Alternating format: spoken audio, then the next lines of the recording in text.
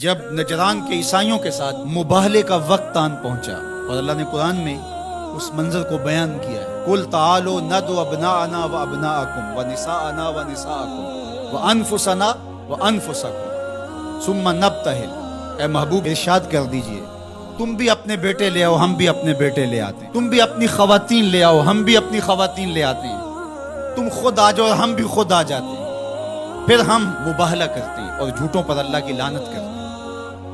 تو حضور علیہ السلام جب مباہلہ کے لیے نکلے، نجران کے عیسائی پورے کر و فر کے ساتھ اور اپنے لوگوں کے ہمراہ منتظر تھے، تو حضور نکلے تو حضور کے ساتھ حضرت علی المرتضیٰ رضی اللہ تعالیٰ عنہ تھے، آقا کریم کے ساتھ حسنین کریمین تھے اور سیدہ فاطمہ رضی اللہ تعالیٰ عنہا تھی۔ اس طرح کہ حضور نے حسنین کریمین کے ہاتھ تھامے ہوئے تھے اور پیچھے سیدہ فاطمہ زہرا رضی اللہ تعالیٰ عنہا چل رہی تھی اور سیدہ فاطمہ کے پیچھے حضرت علی المرتضیٰ چل رہے تھے۔ حضرت فاطمہ پردے کے حصار میں تھی، لیکن اس کے باوجود عورت کا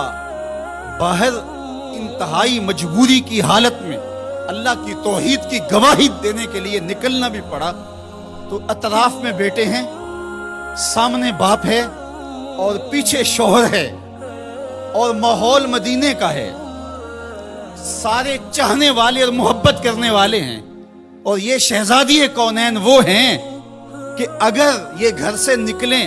تو کائنات کی آنکھیں خم ہو جائیں اور پلکوں پر پردے آ جائیں، لیکن اس کے باوجود جب نکلتے ہیں،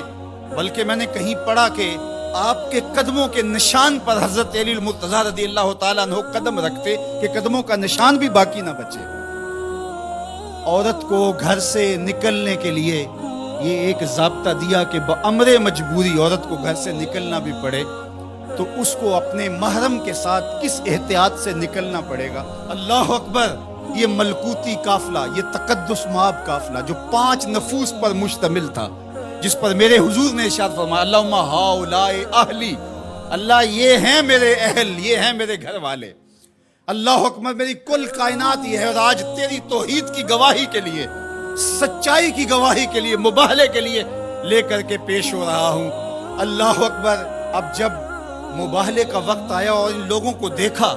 تو ان کا جو بڑا پادری تھا اس نے اپنے سارے پادریوں کو مخاطب کر کے کہا، واللہ میں وہ چہرے دیکھ رہا ہوں، اگر یہ کہیں کہ یہ پہاڑ یہاں سے اٹھ کے ادھر ہو جائے تو سرک کے پہاڑ ادھر ہو جائے گا، اور اگر تم نے ان سے مباہلہ کر لیا تو میں یہ یقین رکھتا ہوں کہ کوئی عیسائی باقی نہیں رہے گا، اور اگر اپنی بقا چاہتے ہو تو پھر راستہ بدل لو، پتلی گلی سے نکل جاؤ۔ اور وہ بھاگ گئے، کیوں کہ یہ وہ تقدس مآب چہرے ہیں کہ اگر یہ پہاڑ کو کہیں اپنی جگہ سے ہٹ جا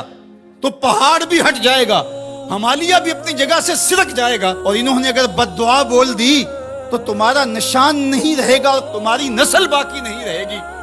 میرے ان جملوں پر اور میری اس گفتگو پر تھوڑی دیر ٹھہر جائیں۔ انہوں نے کہا کہ اگر انہوں نے بد دعا بول دی تو کوئی عیسائی موجود نہیں رہے گا، اور انہوں نے آل رسول کا حیا کرتے ہوئے مباہلے سے پسپائی اختیار کر لی۔ آج دنیا کے جس خطے میں بھی آپ چلے جائیں، آپ کو جیسے بھی عیسائی ضرور ملیں گے، ان کا مذہب جس صورت میں بھی ہے بہرحال موجود ملے گا،